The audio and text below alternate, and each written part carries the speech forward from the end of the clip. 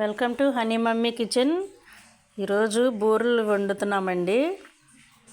4 కేజీల రేషన్ బియ్యం కడిగి నానబెట్టానండి. 13 గంటలు నానబెట్టానండి. తర్వాత మిల్లుకి పంపించి పిండి తీసుకొచ్చాము. ఇప్పుడు పాకం పడుతున్నానండి. 2 కేజీలు బెల్లం వేసాను, పాకం పడుతున్నాము. మీరు కూడా చూస్తారని వీడియో చేపిస్తున్నానండి.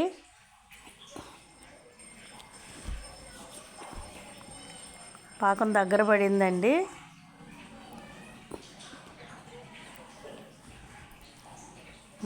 లేత పాకం వచ్చిందండి. ఇంకొక మంట తగలాలి, తర్వాత మళ్ళీ చూసుకుందాం ఒకసారి.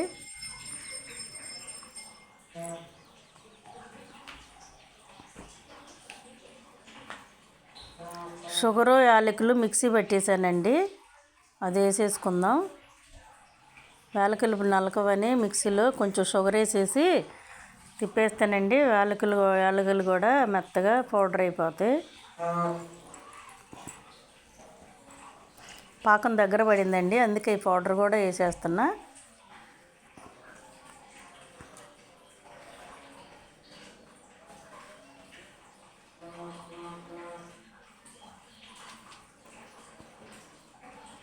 మళ్ళీ ఒకసారి చూసుకుందాము.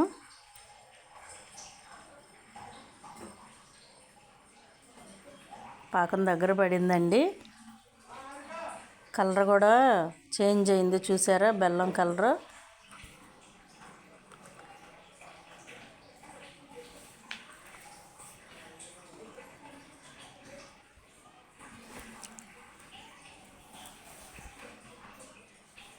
చూడటానికి బాగుంది కదండి పాకం. కలర్ బాగుంది, నాకైతే బాగుందండి. మీకు ఎలాగుందో మరి. మళ్ళీ వేసాను చూడండి ఒకసారి.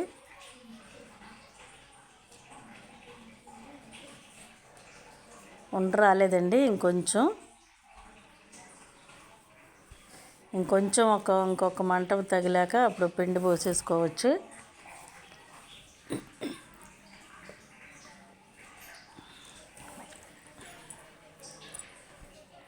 ఒక 2 కొబ్బరికాయలు మిక్సీ పట్టేశానండి. లేదు, తురిమే వస్తువు నా దగ్గర లేదు, అందుకని మిక్సీ పట్టేశానండి. 2 కొబ్బరికాయలు.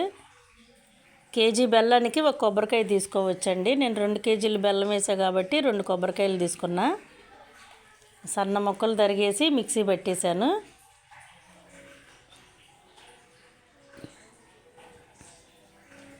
పాకం వచ్చేస్తుందండి, ఇంకా దగ్గర పడింది బాగా. బూరెలకి మరీ ముదరనివ్వకూడదండి పాకం. అదిగోండి ఆ రీతిగా ఉండలాగా వస్తుంది.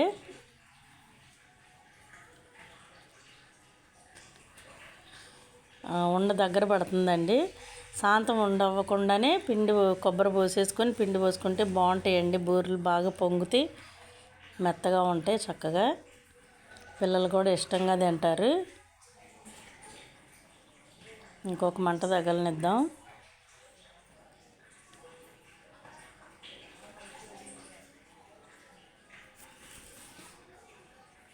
మళ్ళీ ఒకసారి వేసుకొని చూసుకుందామండి. ఇది ఎక్కువసార్లు వండే వాళ్ళకంటేనండి తెలిసిపోద్ది. మనం ఎప్పుడో ఒకసారి కదా. వచ్చేసిందండి పాకం. కొబ్బరి వేసేసుకుందాం. అందుకనే అన్నిసార్లు పాకం చూడటం అయిందండి. అమ్మ ఉన్నప్పుడు మరి అమ్మ చేసి పెట్టేదండి, మరి లేదు కదా, నేనే చేసుకుంటున్నాను ఇప్పుడు. పిల్లలకి మరి పిండి వంటలు కావాలి కదండి. మరి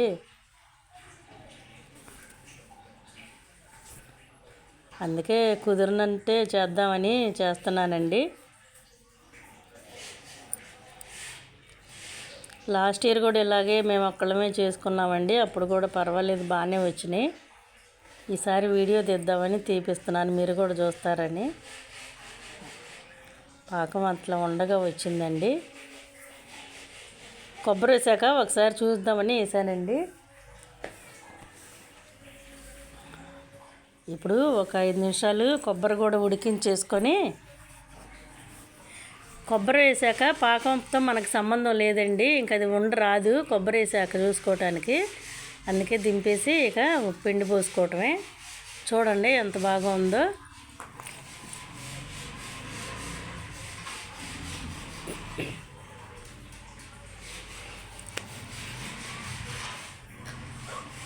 మా షైనీ వీడియో తీస్తుందండి. మేము ముగ్గురమేమో పిండి దగ్గర ఉన్నాము.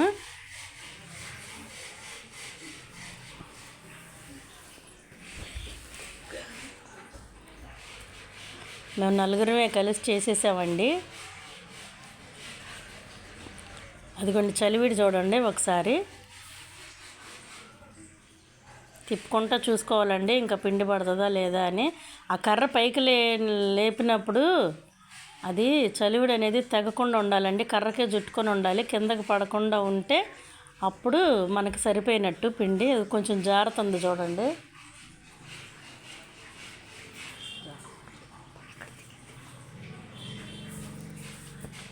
అదిగోండి వండ కూడా చేసి చూసాము ఒకసారి.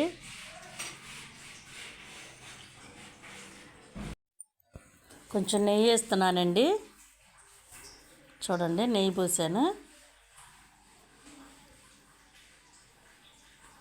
బాగా కలిపేసుకుంటే ఆ పిండి మొత్తంలో నెయ్యి కలిసిపోద్దండి చక్కగా. కొంచెం నెయ్యి వేసిన తర్వాత కొంచెం ఆయిల్ కూడా పోసుకోవాలండి. మనం చేతికి ఉండలు చేసేటప్పుడు చుట్టుకోకుండా ఉంటుంది పిండి, అందుకని కొంచెం ఆయిల్ కూడా పోసాను. బాగా కలిపేసుకోవాలి మొత్తం. బాగా నెయ్యి ఆయిల్ బాగా కలిసేలాగా కలిపేసుకొని అప్పుడు బూరెలు చేసుకుందామండి.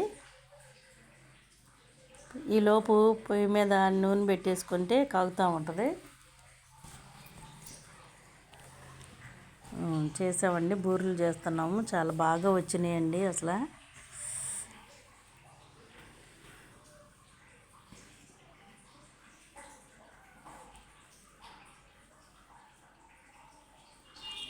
బూరెలు కానీ అరిసెలు కానీ చేసేటప్పుడు అండి ఆ రెండేళ్లతోనే అట్లా ప్రెస్ చేయాలి.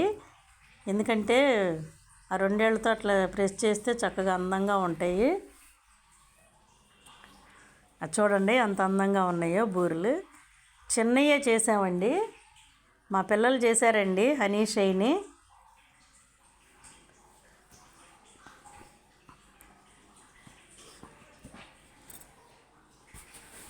చూడండి ఆయిల్ బాగా హీట్ అయ్యాక ఒక టేస్ట్ చూస్తున్నాను.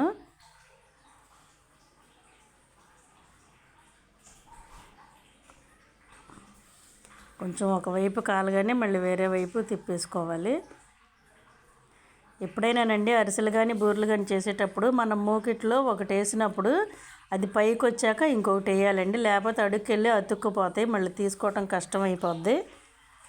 చూడండి ఎంత బాగా వచ్చినాయో బూరెలు. చూడండి ఎంత మెత్తగా ఉన్నాయో. లోపల అసలు బోలుగా వచ్చినాయండి, లోపల అసలు పిండి అనేది లేదు. బూరెలు అంటే ఇలా ఉంటే బాగుంటాయండి. చూడండి ఎంత బాగా వచ్చినాయో, చూడండి ఎంత అందంగా ఉన్నాయో. నా వీడియో మీకు నచ్చినట్టయితే లైక్ చేయండి, షేర్ చేయండి, సబ్స్క్రైబ్ చేయండి.